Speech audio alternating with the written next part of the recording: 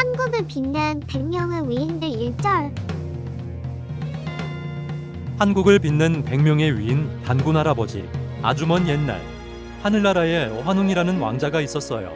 그는 하늘보다 인간 세상을 더 사랑했죠.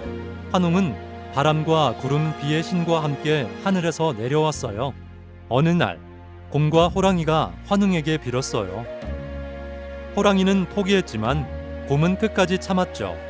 그렇게 곰은 여인이 되었어요. 이름은 웅녀.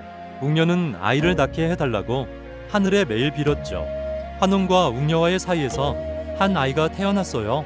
그 아이가 바로 단군원검. 단군은 하늘과 땅의 뜻을 이어받아 고조선을 세웠어요. 세상을 널리 이롭게 하는 나라의 시작이었죠.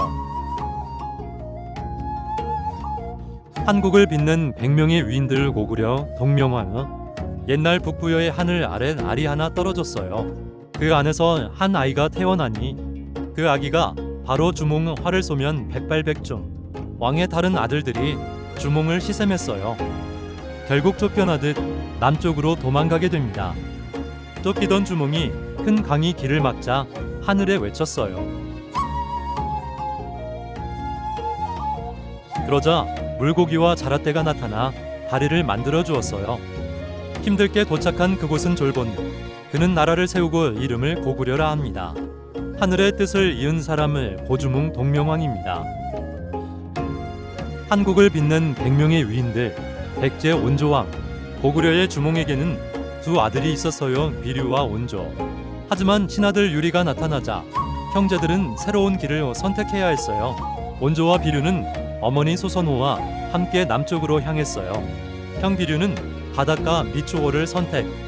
온조는 한강 남쪽 위례성을 선택.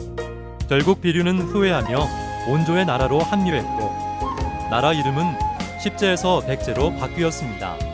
하늘의 도움보다 자신의 결단으로 나라를 세운 왕, 바로 백제 온조왕입니다. 한국을 빛낸 100명의 위인들 신라 박혁거세. 옛날 경주 근처에 나정이라는 신비한 우물이 있었어요.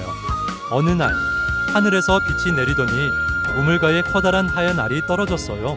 그 안에서 아름다운 아기 사내아이가 나왔어요. 그 아이의 이름은 박혁거세.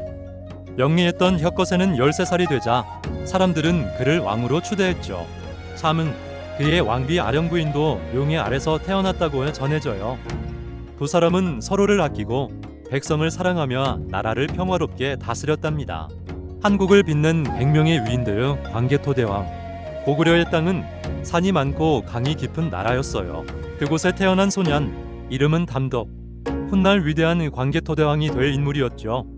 어릴 때부터 담덕은 활쏘기와 말타기를 정말 잘했어요. 20살의 왕이 된 담덕은 결심하여 고구려의 이름을 세상에 떨치겠다. 그는 군사들과 함께 말을 타고 만주벌판을 가르며 힘차게 달렸어요. 고구려는 동아시아에선 가장 강한 나라가 되었어요.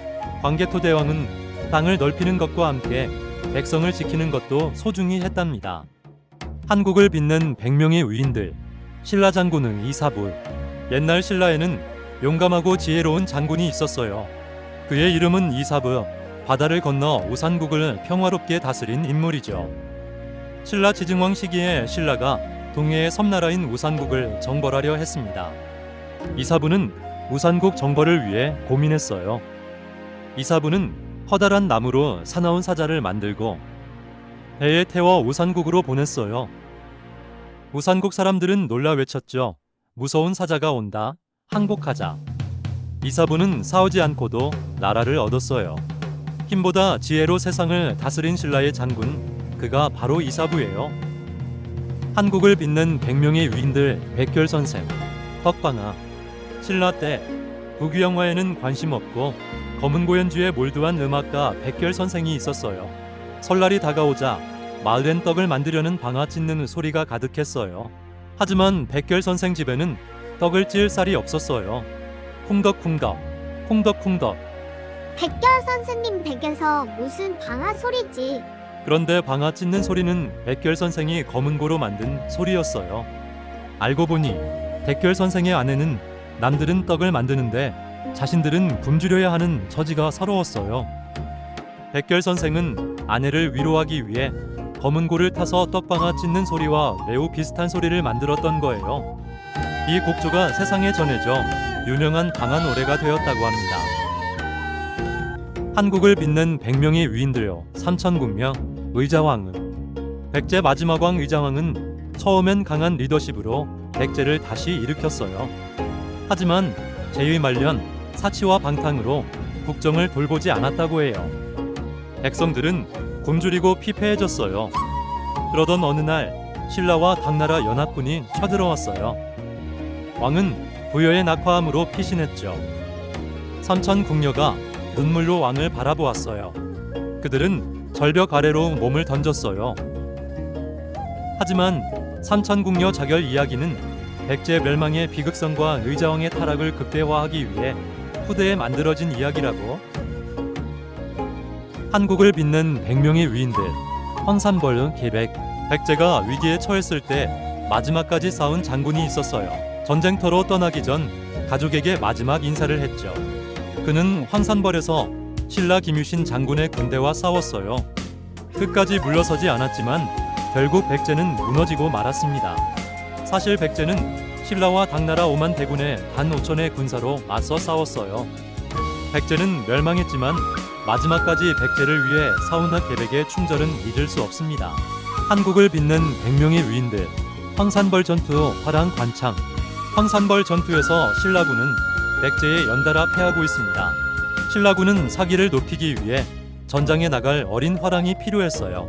그때 16살 어린 화랑 관창이 말했어요. 나라를 위해 제가 먼저 가겠습니다. 관창은 혼자서 백제 진영으로 돌진했어요. 하지만 곧 붙잡히고 말았죠.